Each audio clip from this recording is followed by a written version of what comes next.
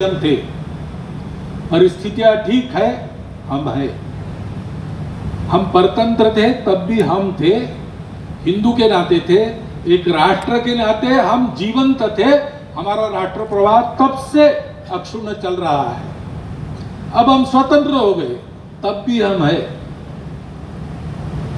हम एक राष्ट्र के रूप में इस भारतवर्ष में हिंदू समाज है। उसके तीन आधार है।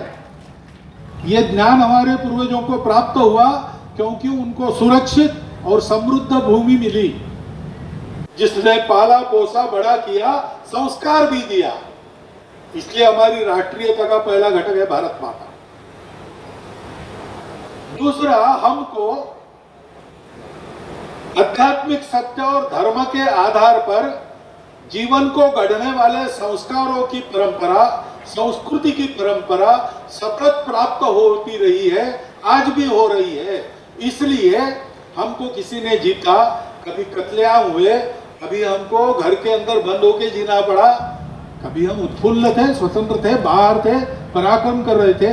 दोनों ही अवस्था में हम थे, क्योंकि हमारी संस्कृति थी। ये दूसरा घटक है हमारे राष्ट्र का, हमारी पवित्र भारतीय हिंदू संस्कृति, सनातन संस्कृति। उसके अनेक नाम है। वो विश्व संस्कृति भी कही जाती है। सा प्रथमा विश्ववारा, ऐसा उसका वर्णन होता है। और तीसरा घटक है, इस संस्कृति को ऐसा पुष्पित पल्लवित रखना, उसका संरक्षण करना। ये काम करने वाले महापुरुष हो गए, जिन्होंने इसके लिए परिश्रम किया, पसीना बहाया, जीवन चढ़ा दिए, बलिदान हुए, प्राण भी अर्पण कर दिए। पूरा इतिहास, लंबा इतिहास है।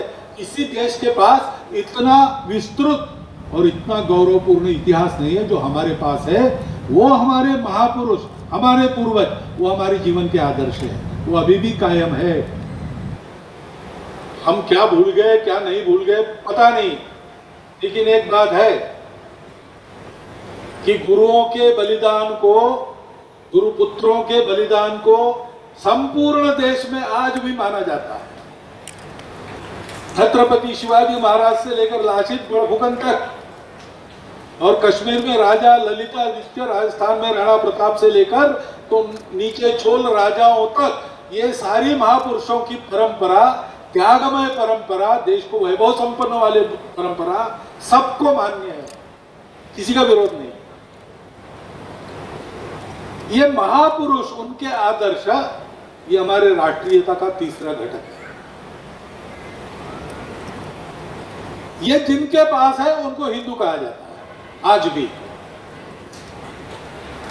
कभी कभी अपने आप को हिंदू न कहने वाले भी विदेशों में जाते हैं तो उनको हिंदू कहा जाता है या हिंदवी कहा जाता है। तब वो अचरज में पड़ जाते हैं कि हम तो है नहीं, हम तो पूरी ताकत लगाकर हम नहीं है कह रहे। ऐसा लगातार कहने के बाद भी दुनिया आज भी हमें हिंदुओं से निकले या हिंदू ही कहती है क्योंकि वो दिख रहा है, वो सत्य है। इस सत्य को हम माने, वो टूटा हुआ आईना फेंक दे, हम सब लोग एक साथ रहे, उसके लिए स्वबोध आवश्यक है। गुरु की भक्ति से, भजन से, मंदिर में भक्ति करने से, मंदिरों का रखरखाव ठीक रखने से, मंदिरों को सामाजिक जीवन का केंद्र बनाने से अपना व्यक्तिगत स्वबोध जागता है। वैसे राष्ट्र का स्वबोध जागने के लिए क्या करना है? पहली बात, अपने घर की चौखट के अंदर कम से कम अपने घर की चौखट के अंदर, दुनिया भर में संभव हुआ तो दुनिया भर में, नहीं तो अपने घर के अंदर कम से कम भाषा, भूषा, भजन, भवन, भ्रमण, भोजन, ये हमारा चाहिए। जैसा हमारी परंपरा में वैसा चाहिए। बहुत सारे सिंधी भाई यहाँ बैठे हैं, मुझे बड़ा आनंद है। वो पाकिस्तान नहीं कहते, वो अविभाजित भारत कहते। ये आदत नई पीढ़ी तक जानी चाहिए, क्योंकि हमारा एक घर है। परिस्थिति ने हमको उस घर से यहाँ भेजा है, क्योंकि वो घर और ये घर अलग नहीं है। पूरा भारतवर्ष एक घर है। परंतु हमारे घर का एक कमरा जिसमें मेरा टेबल कुर्सी कपड़ा वपड़ा रहता था, वो किसी ने हथियाया है। कल मुझे उसको वापस लेके वहां फिर से अपना डेरा डालना है।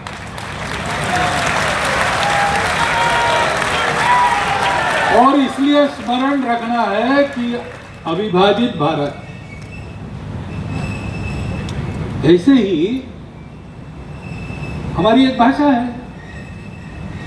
भारत में सबकी एक भाषा हृदय भाषा है। आप सिंधी में बात करो। एबीपी माझा, उघडा डोळे बघा नीट।